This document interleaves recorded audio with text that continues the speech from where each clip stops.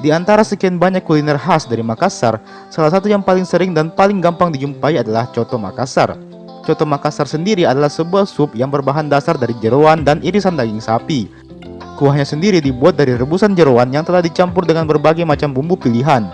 Yang unik adalah, coto Makassar ini tidak bisa dibuat oleh sembarang orang, karena coto Makassar sendiri menggunakan banyak sekali bumbu dan rempah-rempah untuk membuat kuahnya. Tercatat ada sekitar 40 jenis rempah-rempah yang digunakan untuk membuat coto Makassar itu sendiri. Wow, banyak sekali bukan?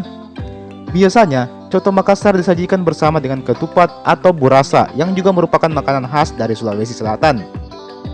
Selain dari bumbu yang rumit, kenikmatan coto Makassar juga tak lepas dari tradisi peramuannya itu sendiri, yang menggunakan kuali yang terbuat dari tanah liat.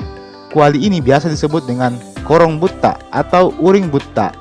Nah, setelah mengetahui betapa nikmatnya coto Makassar ini, mari kita mendalami sejarahnya. Bagaimana ceritanya coto Makassar ini bisa ditemukan? Dilansir dari Beritagar, coto Makassar sendiri diperkirakan telah ada sejak masa Somba Opu, yang merupakan pusat kerajaan Goa ketika mengalami kejayaan pada tahun 1538. Saat itu, coto Makassar kerap kali menjadi hidangan di kerajaan Goa. Pada masa itu, para pengawal kerajaan menjadikan masakan ini sebagai menu sarapan pagi mereka sebelum bertugas. Aduh, enak sekali mereka. Sarapan paginya saja pakai coto. Udah takut kolesterol tuh. Coto Makassar sendiri tidak bisa dipisahkan dari sebuah negara yang bernama Tiongkok alias China. Chinese. Kuliner coto Makassar ternyata memang terpengaruh dari kuliner Tiongkok. Diperkirakan coto Makassar sendiri mulai dibuat sekitar abad ke-16.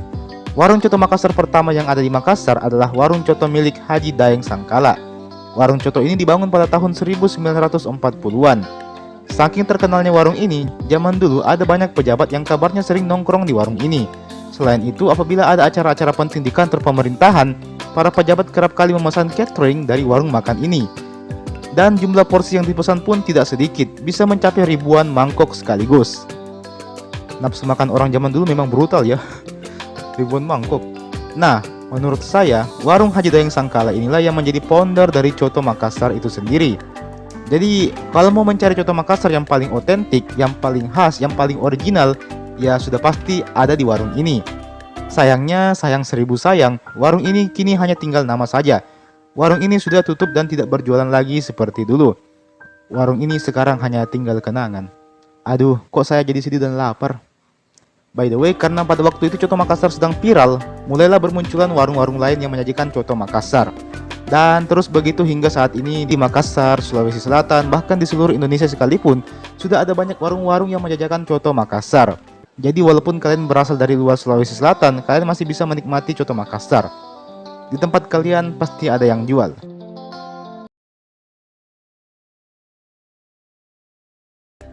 Jadi, mari kita awali pembahasan ini dengan sedikit cerita. Pagi ini, saya rencananya memang mau membuat video tentang asal-usul kapurung ini. Dan seperti biasa, salah satu sumber referensi utama saya dalam mencari bahan untuk membuat video, ya di internet. Akhirnya mulailah saya mencari beberapa artikel di internet yang membahas soal kapurung. Ternyata nyaris tidak ada satupun artikel yang membahas soal asal-usul makanan khas dari Luwu ini. Kebanyakan artikel hanya membahas tentang resep membuat kapurung, serta apa itu kapurung. Namun tidak ada yang membahas kapan dan bagaimana kapurung itu bisa ada dan bisa jadi makanan favorit masyarakat Sulawesi Selatan. Saya pun mencoba beralih dari menggunakan Google menjadi menggunakan Bing dengan harapan menemukan jawaban. Sayangnya, Bing memberikan jawaban yang sama, malah terkesan lebih random lagi. Saya masih belum menemukan kejelasan mengenai dari mana kapurung ini bisa ada. Akhirnya, saya mencoba alternatif lain dengan cara menanyakan kepada beberapa orang di sekitar rumah yang memang mengaku sangat doyan mengkonsumsi kapurung. Saya tanya mereka dan sayangnya mereka semua hanya tahu cara makan serta cara membuatnya saja. Namun mereka tidak tahu sama sekali dari mana asal-usul makanan ini bisa ada. Siapa penciptanya dan bagaimana ceritanya kapurung ini bisa ada? Kenapa namanya kapurung begitu? Akhirnya, di tengah rasa hampir menyerah ini untuk membuat video, akhirnya saya berhasil menemukan sebuah artikel yang menurut saya lumayan masuk akal. Dan artikel tersebut membahas tentang bagaimana sejarah dari kapurung ini. Dan tanpa banyak basa-basi lagi, mari kita bahas soal makanan ini. Well, mungkin kalau kalian adalah orang Sulawesi Selatan, maka sudah barang pasti kalian tahu dan mengenal makanan bernama kapurung ini. Makanan yang terbuat dari sagu ini ternyata diperkirakan pertama kali ditemukan di daerah Luwu Raya. Makanan ini biasanya dibuat dengan cara menuangkan air panas ke atas sagu dan diaduk hingga membentuk seperti adonan sagu yang kental dan lengket. Adonan tersebut kemudian dibuat menjadi bulatan-bulatan kecil dengan menggunakan bantuan lidi dan sumpit. Di samping itu, ditambahkan pula beberapa aneka macam sayur dan juga kuah dari ikan masak, serta beberapa bumbu lainnya yang kemudian akan diulek sebelum kemudian dituang ke atas bulatan-bulatan kapurung tadi. Dan kapurung pun siap dikonsumsi. Kapurung biasanya dimakan hanya dengan menggunakan sayur atau ikan. Biasanya dicampur ke dalam kapurungnya. Namun, bisa juga dicampur ayam atau sapi, tergantung dengan selera kalian masing-masing. Jadi, dari mana asal muasal kapurung itu bisa ada? Well, seorang koki ternama yang bernama Anthony Bourdain, yang juga merupakan salah satu koki paling berpengaruh di dunia ini, pernah berkunjung di Indonesia untuk menyelesaikan beberapa episode dari proyeknya yang bernama Anthony Bourdain Parts Unknown. Dalam salah satu wawancaranya, dia menyebutkan bahwa makanan itu soal budaya, sedangkan budaya itu muncul dari kehidupan sehari-hari. Budaya itu adalah hasil cipta, karsa, dan rasa manusia.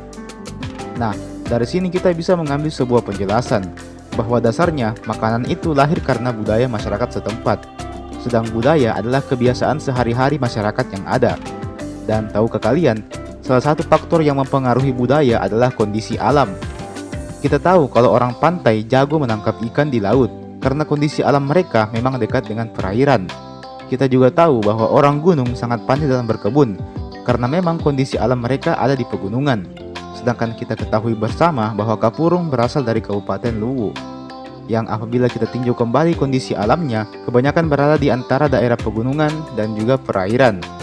Selain itu, di daerah Palopo dulunya memang terdapat banyak pohon sagu, sehingga bisa jadi kapurung merupakan bagian dari upaya masyarakat kala itu dalam memanfaatkan hasil alam yang ada. Masyarakat pada waktu itu banyak memanfaatkan pohon sagu yang ada untuk diambil sagunya, serta menggunakan sayuran dari perkebunan dan menggunakan ikan dari laut untuk kemudian diolah secara sederhana dengan menggunakan bumbu sederhana dan seadanya seperti garam, cabai, jeruk nipis, dan terasi. Dan dari hasil olahan tersebut lahirlah yang namanya kapurung. Jadi karena itulah mengapa proses pembuatan kapurung tidak begitu rumit dan tidak begitu butuh banyak varian bumbu dapur. Dan karena itu juga lah mengapa kapurung kebanyakan memang selalu menggunakan sayuran dan juga ikan-ikanan, karena memang daerah masyarakat Luwu terletak di antara pegunungan dan juga perairan, serta banyaknya pohon sagu sehingga dimanfaatkan menjadi makanan yang bernama kapurung ini. Sayangnya, kita masih belum tahu siapa orang yang pertama kali mencetuskan nama kapurung ini pada makanan tradisional ini. Jadi kesimpulannya seperti itu, kapurung ini merupakan kombinasi dari hidangan laut dan juga hidangan dari perkebunan, sayur-sayuran dan juga ikan-ikanan. Dipadukan dengan banyaknya pohon sagu di daerah Luwu, maka jadilah yang namanya kapurung. Namun hanya sebatas teori semata, tidak kita ketahui secara pasti bagaimana kebenarannya. Oleh karena itu saya meminta pendapat kalian semua, bagaimana menurut kalian? Mungkin kalian ada teori lain mengenai hal ini, bisa kalian ceritakan di kolom komentar di bawah ya.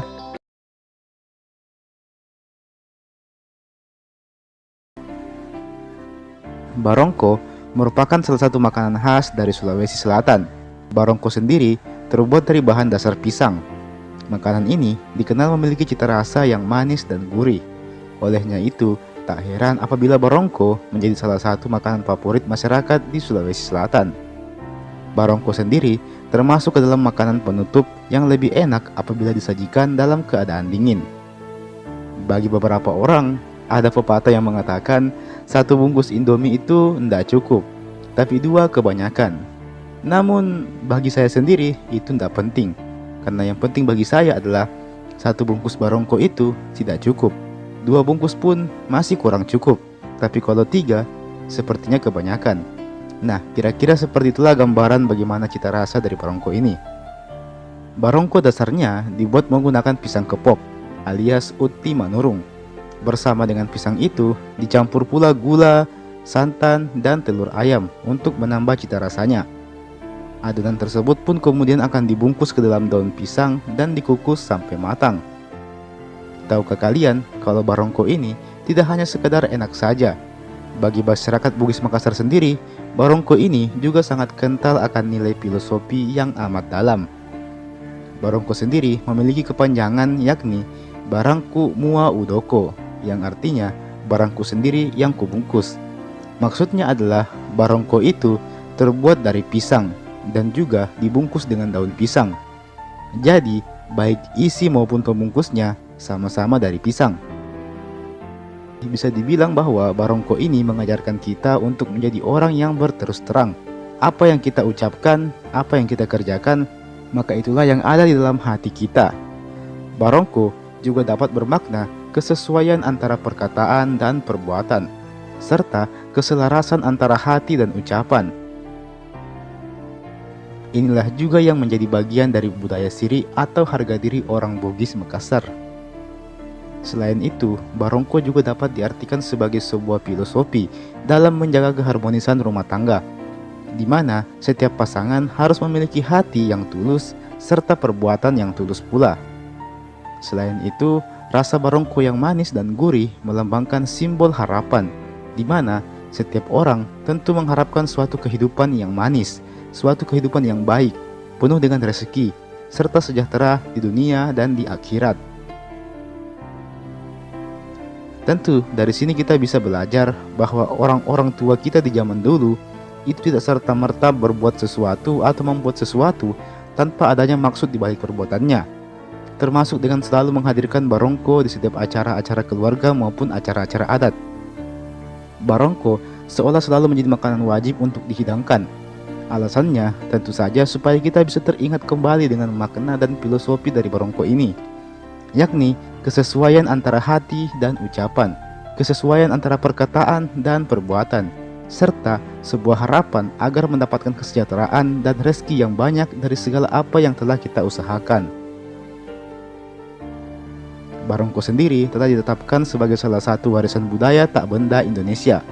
Penetapan ini diberikan oleh pemerintah Indonesia melalui Kementerian Pendidikan dan Kebudayaan yang bernomor 60128-MPK-E-KB-2017. Dengan demikian, maka barongko ini telah menjadi salah satu identitas alias ciri khas dari masyarakat di suku Bugis dan Makassar serta Sulawesi Selatan pada umumnya. Dan tentu saja barongko ini tidak bisa lagi diklaim sama daerah lain sebagai budaya mereka. Tidak bisa lagi. Barongko ini hanya ada di Sulawesi Selatan dan menjadi milik budaya Sulawesi Selatan, khususnya suku Bugis dan Makassar tentunya.